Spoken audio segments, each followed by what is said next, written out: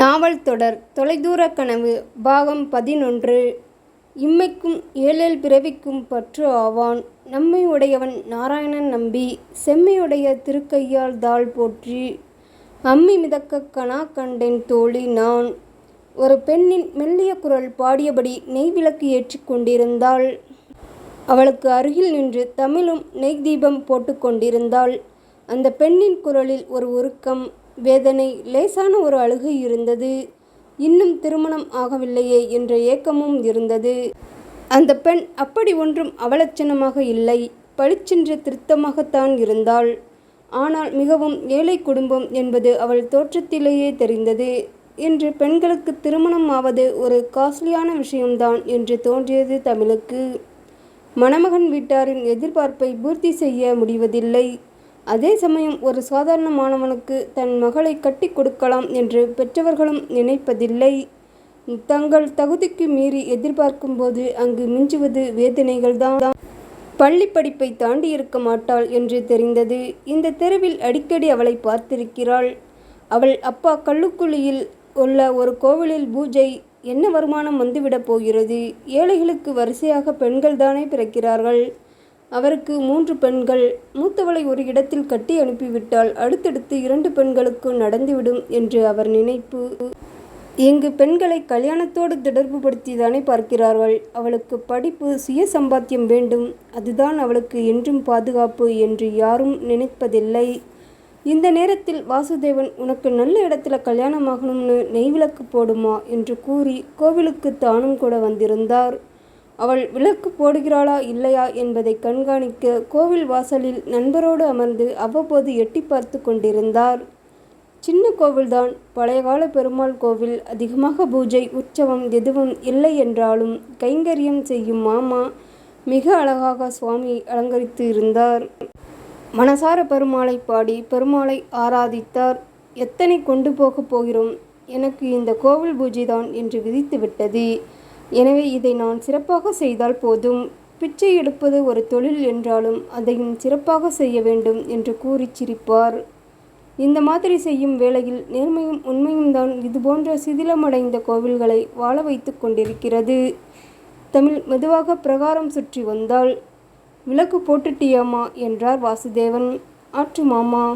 அவரை பார்க்கையில் பரிதாபமாகத்தான் இருந்தது. தன் தங்கைக்கு கொடுத்த வாக்கை காப்பாற்ற தமிழுக்கு ஒரு நல்ல இடத்தில் திருமணம் செய்ய வேண்டும் என்ற ஆசையில் துடிக்கிறார். ஆனால் லட்சுமி அவசரப்பட வேண்டாம் என்கிறார்.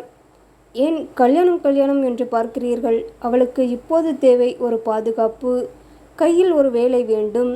அவள் தன் சொந்த காலில் நிற்க வேண்டும். யார் கையையும் எதிர்பார்க்காமல் வாழ வேண்டும். அவளுடைய சுயமரியாதையும் தன்மானமும் மிக முக்கியம். இதையெல்லாம் புரிந்து கொண்டு ஒருவன் நிச்சயம் வருவான் என்றாள் லட்சுமி. ஆமாம், வந்தவனை எல்லாம் நீ ஏதோ பேசி அனுப்பிவிடுகிறாய். இல்லை, அவன் கேட்டது தப்புதானே. ஒரு பெண்ணை அவமானப்படுத்தும் கேள்வி அது.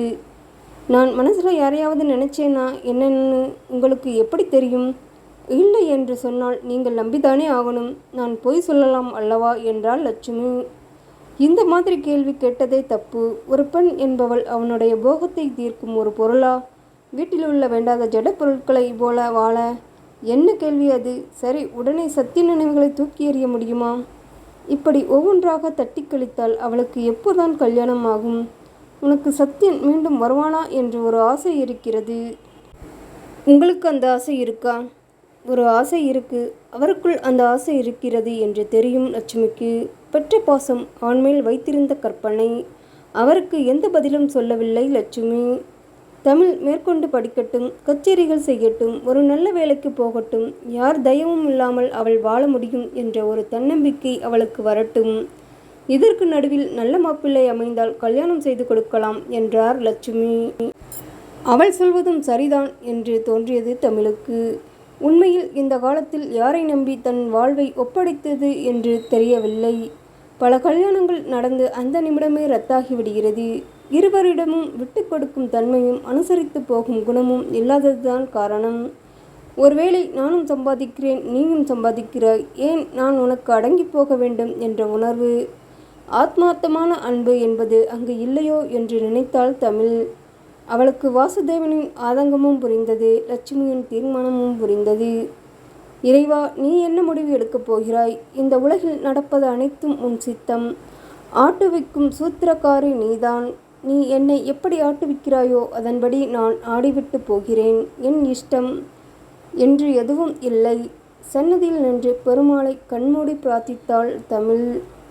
தீபம் போட்டாச்சா? குரல் கேட்டு நிமிர்ந்து பார்த்தாள்.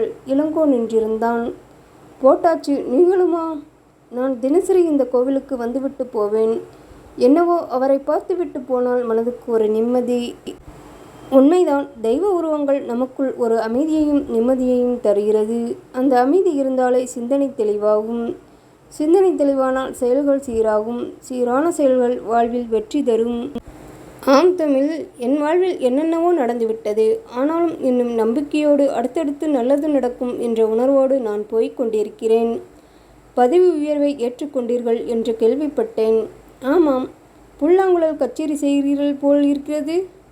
ஆமாம், இந்த வாரம் ஞாயிற்றுக்கிழமை இருக்கிறது. நீயும் வருகிறாயா? ஓ, வருகிறேன். இந்த மாதிரி கச்சேரிகள் கேட்பது என்றால் எனக்கு ரொம்ப பிடிக்கும். நீ கூட கர்நாடக சங்கீத கச்சேரி செய்கிறாய் என்றார் வாசுதேவன் சார். ஆமாம், 2 கச்சேரி புக்காகிவிட்டது. ரொம்ப நல்ல விஷயம். நம்மளுடைய திறமை 4 சுவருக்குள் அடங்கிவிடக்கூடாது. மியூசிக் கிளாஸ் கூட எடுக்கலாமே. எடுக்கலாம்தான். ஆனால் கச்சேரி வீட்டு வேலை என்று இருக்கும்போது கிளாஸ் எடுக்க டைம் இருக்குமா என்று தெரியவில்லை. டைம் மேனேஜ்மெண்ட் என்பது நம் கையில் தான் இருக்கிறது. உங்கள் திறமை 4 பேருக்கு பரவி அதன் மூலம் அவர்கள் லைஃப்பில் ஷைன் பண்ணட்டுமே என்றான் இளங்கோ. பார்க்கலாம், மாமாவிடம் கேட்கிறேன். உங்களுக்கு சம்மதம் என்றால் என் நண்பனின் பெண் 6ஆம் வகுப்பு படிக்கிறாள். அவளுக்கு பாட வேண்டும் என்ற ஆசை அதிகம். அழைத்து வரட்டுமா? மாமாவிடம் கேட்டுச் சொல்கிறேன். தாராளமாக, நான் இப்பொழுதே கேட்கிறேனே. ஏன் இந்த அவசரம்? சுபஸ்ரீ சீக்கிரம் என்று சொல்வார்கள். அது எல்லா விஷயத்திலும் உண்டுதானே. நீங்கள் என்ன சொல்கிறீர்கள்? உங்கள் அம்மா இன்னும் உங்களுக்கு திருமணம் செய்யவில்லையே என்று உங்களுக்கு வேதனைப்படுகிறார்கள். அவர்களுக்கு ஓகே சொல்லலாம் அல்லவா? அப்போ என்னை விட சிறிய பெண் நீங்கள். வருபவர்கள் கேட்கும் கேள்விக்கு பதில் சொல்ல முடிந்தால் கல்யாணம் ஆகிவிடும். ஏன் பதில் சொல்ல முடியவில்லை? மனதில் இல்லாத ஒன்றை இருக்கு என்று சொல் என்று வற்புறுத்தினால் என்ன சொல்ல முடியும்? மனசில் இருக்கிறதா இல்லையா என்பது உங்களுக்குத்தானே தெரியும். ஆனால் என்னால் பொய் சொல்ல முடியவில்லை. ஏன் சத்யனை உங்களால் மறக்க முடியவில்லையா? அவரை நினைத்தால்தானே மறப்பதற்கு மாமாவும் அத்தையும் செய்த முடிவு. நான் அவர்கள் பொறுப்பில் இருப்பவள். எனவே நடப்பது நடக்கட்டும் என்று இருந்தேனே தவிர ஆரம்பத்தில் இருந்து சத்யன் என்னுடன் கலகலப்பாக பேச மாட்டார், பழக மாட்டார். எனக்கு அவரிடம் ஒரு தயக்கமும் குற்றமும் இருந்தது. உண்மையில் அவர் ஸ்வேதாவை திருமணம் செய்து கொண்டதும் அப்பாடா என்று ஒரு நிம்மதிதான் வந்தது. இளங்கோவுக்குமே அப்பாடா என்று இருந்தது. அவருக்கு இந்த கலைகளை எல்லாம் ரசிக்க தெரியாது. ஒரு நல்ல சாப்பாடு ருசிக்க தெரியாது. வாய்விட்டு முனந்திருந்து பாராட்டவோ ஒரு நல்ல விஷயங்களை ஏற்றுக்கொள்ளவோ தெரியாது. உணர்ச்சி இல்லாமல் கல் மாதிரி இருப்பார். ஆனால் நான் எந்நேரமும் கலகலவென்று கண்ணாடி வளையலுக்கு எல்லாம் சத்தம் போட்டு கொண்டிருப்பேன். அதனால் தான் உடைந்து விட்டேன். இல்லை, நீங்கள் உடையவில்லை, இன்னும் இறுகி இருக்கிறீர்கள். தமிழ் சிரித்தாள். நீங்கள் ஏன் திருமணம் வேண்டாம் என்கிறீர்கள் என்றாள் தமிழ். என் கால் இப்படி இருக்கும்போது எந்த பெண் ஏற்பார்? ஏன் எல்லா பெண்களை பற்றியும் தவறாகவே நினைக்கிறீர்கள்?